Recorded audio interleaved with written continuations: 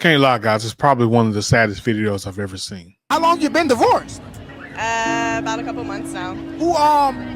Who initiated the divorce? Me. Why? I was done.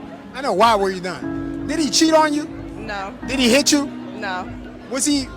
Did he lose his job? No. God damn, so what the fuck you divorced the man for? I don't know. I just had too much. I don't know. I just had too much.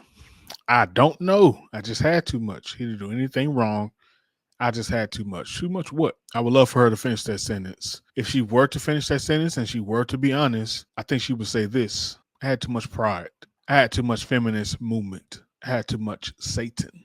I had too much evil. There was nothing good about her that led her to that decision. The problem that modern women have, the problem that our women, millennial women and Gen Zs have, is they stay on Instagram. They stay online. They compare themselves to someone at all times. And we all know that comparison is the thief of joy. So they're going through all these fake lies and compare themselves to all these people and wondering why they're so miserable, wondering why they have no sense of joy, no sense of fulfillment. There's no joy in that. And some of you may be atheists, maybe someone that's not a Christian, and you wonder why I'm comparing them to Satan. You're saying, man, this is something so tangible and so obvious, so why would you compare it to something that's invisible? I get what you're saying. The reason being, because regardless of what you or I want to say about what has happened to marriage right now, originally, this is the first institution created by God, the marriage, family. It was created by God. And as humans, as mankind, we took that system and made it to be something that we can benefit off of. The government can benefit off of. We have corrupted it. We have perverted it, but it doesn't change God's design. So what happens to women or men as well, anyone that is against marriage while you're within that marriage, what typically happens is that we lean into lawlessness.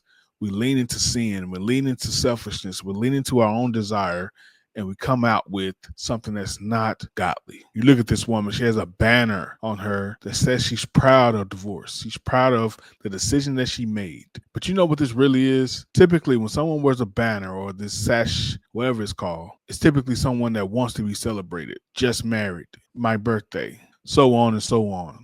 It's typically someone that wants to be celebrated, wants to be elevated, wants you to validate what they're saying. All she's looking for right now is validation because she knows her decision was stupid. She knows her decision went against everything that she vowed. Stood in front of the world, she stood in front of her family, she stood in front of God and said, I will stay committed to this person to death do us part.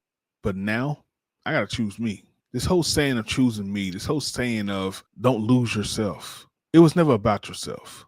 You didn't get married for yourself. And if you did, well, that very well explains why you are where you are. But when I gave my vows to a lifetime of commitment, even when I don't want to. A lifetime of commitment, even when I have to put my goals down. A lifetime of commitment, even when I have to wake up in the early bits of the morning to take care of both of my daughters at the same time because my wife is recovering. Even in the midst of hardship, I committed to this thing. Not because of myself, but because of purpose. Not for myself, but because of what it means to give life, the life that I didn't have, to my children so they can become productive members of society, so they can live a life of fulfillment, so they can start a new thing, a new generational blessing instead of a curse within the Holloway family. That what it means to be a Holloway. It means productivity. It means success. It means excellence. It means to have a fulfilled marriage, to actually love each other, endure through hardship, to actually have long suffering. When the Bible tells us to leave an inheritance for our children's children,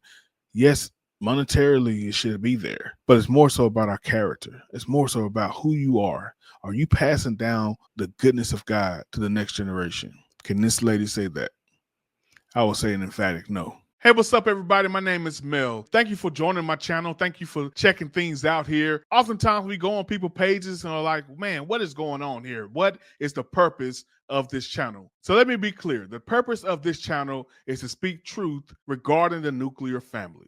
And when I say truth, I'm not saying my truth, not your truth, but the Lord's truth. All about the word, all about the ways and the will of God. What does he have to say about the nuclear family? And I believe the generations of today, whether it be Gen X, millennials, Gen Z, Gen Y, whatever the case may be, I believe now we have a very toxic relationship regarding marriage, regarding family, regarding having children. We're in a toxic dynamic as we speak. And honestly speaking, a lot of the answers that we're looking for in our community, a lot of the cures and a lot of the answers would come from a proper, fulfilled family home. If you go down the line of everyone's individual trauma, there you will find some negligence or some type of issue that they had with their parents. So here on this channel, we address those things head on. We don't place fear in those issues and avoid the topic. We do what Jesus did. And when he said, don't assume that I came for peace, but I came with a sword.